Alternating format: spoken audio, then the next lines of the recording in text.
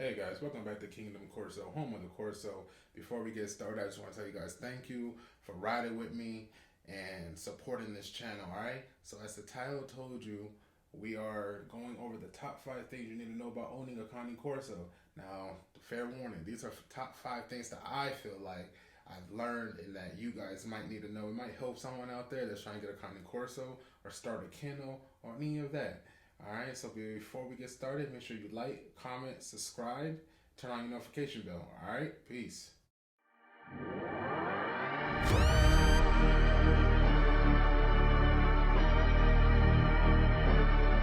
Hey, so we're back. Before we get started, I just want to explain this video. We took Kovu out to give him some exercise, only because, as we all know, he is a tank. He's heavy, and he's been eating a lot more. We upped his intake on food, so we wanted to make sure he gets the correct exercise. He is top heavy, but his backside is nice and square. It's not narrow like how you have some Italian bred Corsos. Now, back to the topic of the video. Coming in at number 5 on the top 5 things to know about Corsos, and like I said, this is tailored towards me, so what I think is best and what I've learned. Number 5, coming in at number 5 is personality, temperament.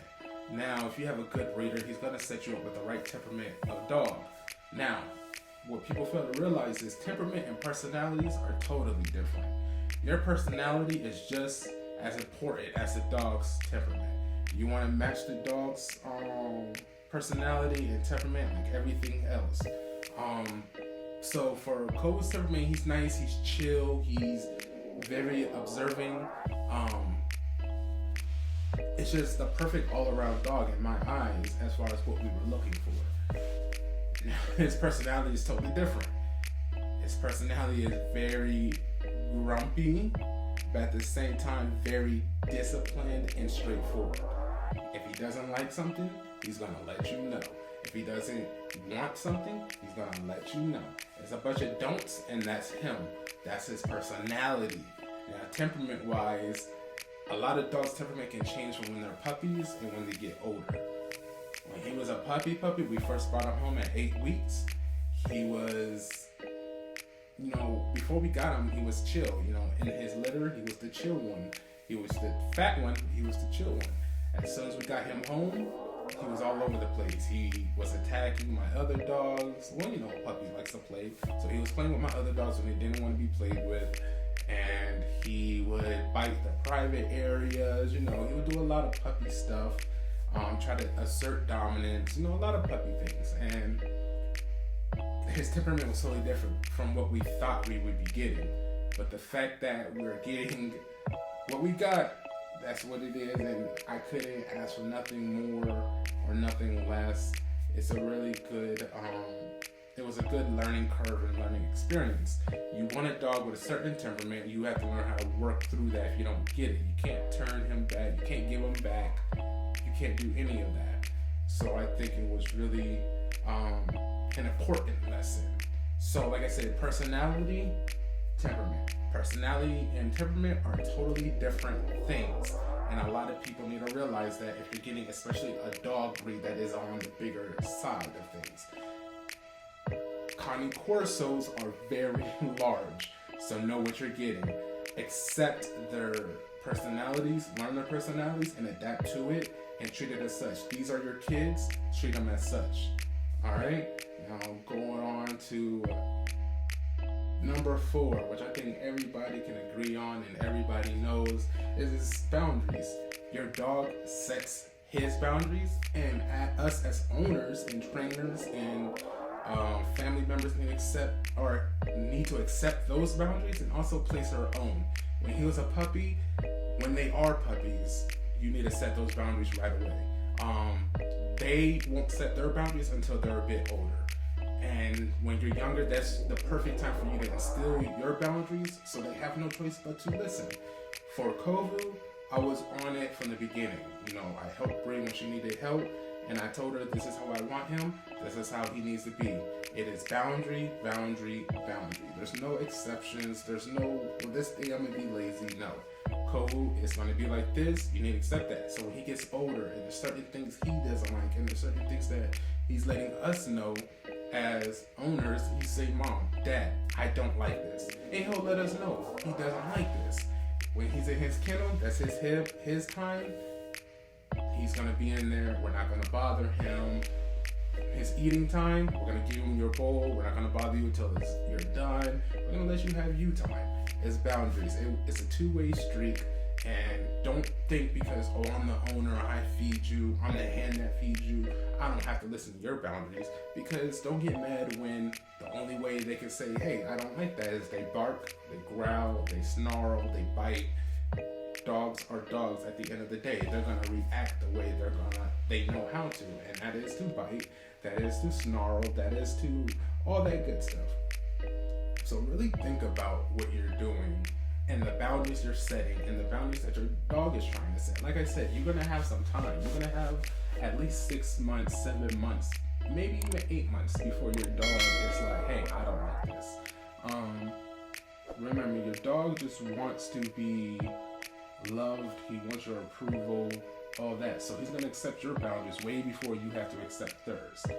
It's just when they start thinking for themselves, it's going to be difficult as owners, as humans, to say, no, I don't accept that. But you have to. Now remember, Corsos are a very strong-minded breed. They are very, they got that pride in them. That they're very prideful. So when they get older, they might set their boundaries a little bit early. You might say, what is this little 6-month-old or 5-month-old puppy saying he doesn't like that? He doesn't want to listen to me. No, he has boundaries and he's trying to set them with you.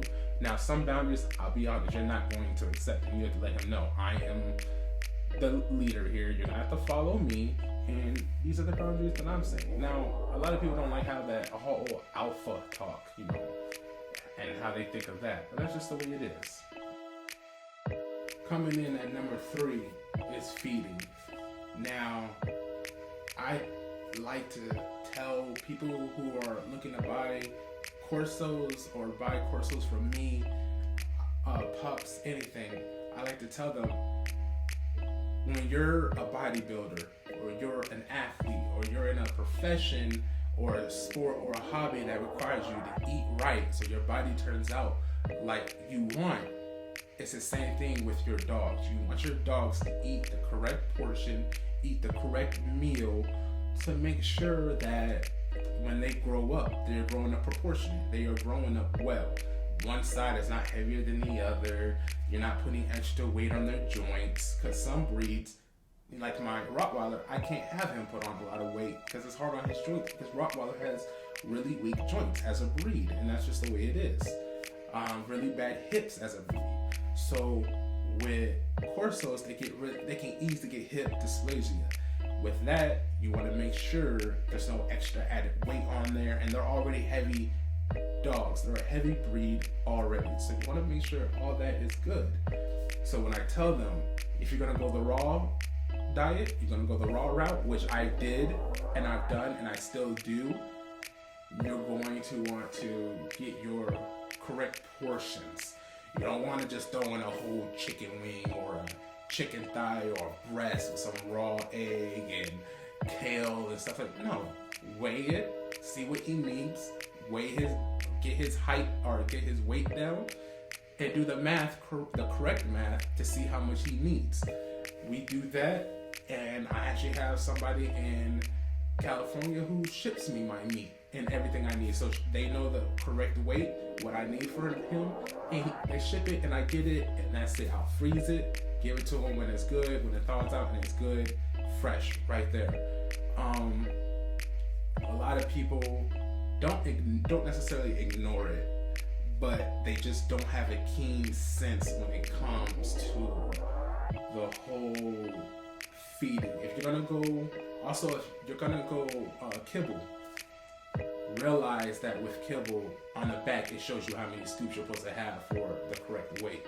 Now with kibble, I just say read the ingredients that's in there. If you want high protein, get high protein. Now be careful with that because they have additives in there. You don't want a lot of that in your dog's meal because of obvious reasons.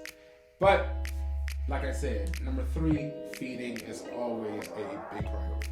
Number 2, which I think is a big one that everyone knows, is socializing. I'm having issues now with Kovu because I couldn't and I didn't socialize him enough when he was a pup.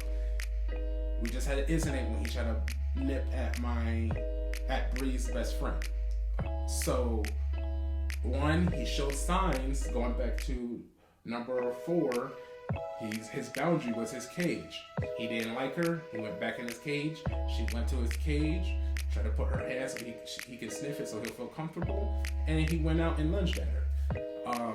He got in trouble, of course. We let him know that's not okay, but at the same time, I had to take a step back and reevaluate myself and say, that's not good. He went in his cage. We didn't respect that boundary. But socializing, of course, look, we got him during COVID. During that time, we couldn't really go out. We couldn't really experience stuff. So I think, and we couldn't look at other humans. And the thing is, he's okay with other dogs. It's humans he's not okay with. He's very on guard when it comes to humans. And that's both when Bree's walking with him, he protects Bree. When I'm walking, he watches my 6.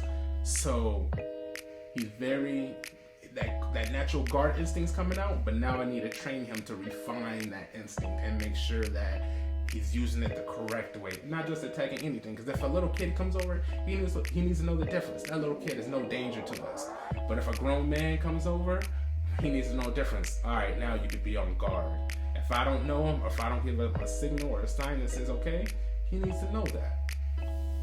Now, coming in at number 1, I really wanted to have the most time with this throughout the video. Number 1, it's so simple that you can't even fathom it, and that's understanding. When I mean understanding, it's understanding everything about your dog, every aspect. If you told me Kovu's something basic, his favorite food, I can tell you that. If you can tell me what his least favorite thing to do, I can tell you that. If you can tell me, how's he feeling today, I have a good sense of telling you how that is. And that's just some examples, but everything about your dog you should understand. You should know the times he likes to go to sleep through the day. You should know his schedule throughout the day. If I'm home, I should know where. If I'm not home, if I'm at work, I should know what he's doing. If Bree's here, because I understand him. They're creatures of habit. I hate to say it, dogs are creatures of habit, and the understanding part is like when you understand your kid. If you guys are out there and you're watching, you have kids, you understand your kids like the back of your hand or the front of your hand, whatever you want to say that saying is. You understand them. So with the dogs, I feel like you need to understand them as well. And when I say understand, that falls into 5, 4, 3, and 2. Everything we talked about this whole video, understanding falls into that. Now, you need to understand the feeding, what to feed him, how much to feed him. You need to understand socializing, what he likes, what he doesn't like, the signs that can say, that's a problem. He might lunge at them. He might look at them different. He might do this and that. You need to understand his boundary as well as let him understand your boundaries. And for the final, you need to understand his personality. You need to understand his temperament. Because all of these top 5, all of these reasons that I've learned, they all go together. And I feel that they're so simple that a lot of owners, a lot of breeders, they look over these, they gloss over these because they want to be the end all be all. They want to be the rulers and the alphas, and they get caught up on that alpha word. And I have to admit, even in my earlier videos, I've said that a lot of you need to show them who alpha is. But me having 3 males that are quite on the larger side, it's really just a time of wow, like this is a big responsibility. And they look at you as that father figure. As funny as it sounds, they do look at me like that. And they look at Bree as the carer, the nurturer, and she accepts that role. They know who mommy is, they know who daddy is. And sometimes you have to say that, but at the same time, you can still train and still be disciplined. You don't have to hit them. I never advise hitting a dog, especially a Canecorso. Now, I don't advise spraying them in the face with water. Let's be honest. That crap is not going to work. But there are ways to discipline them, and you have to discipline them. Alright, but other than that, we're gonna go ahead and enjoy this video. Those are my top 5 reasons, or top 5 on what you need to know about Canecorsos or raising them. And like I said, these are personal for me and what I've learned. Now, if you like this video, go ahead, give it a thumbs up, like, comment, subscribe, and turn on your notification bell for some more content. Alright? I love you guys, and I hope you guys have an amazing week coming up. Please stay safe out here in these COVID times. Alright? Peace.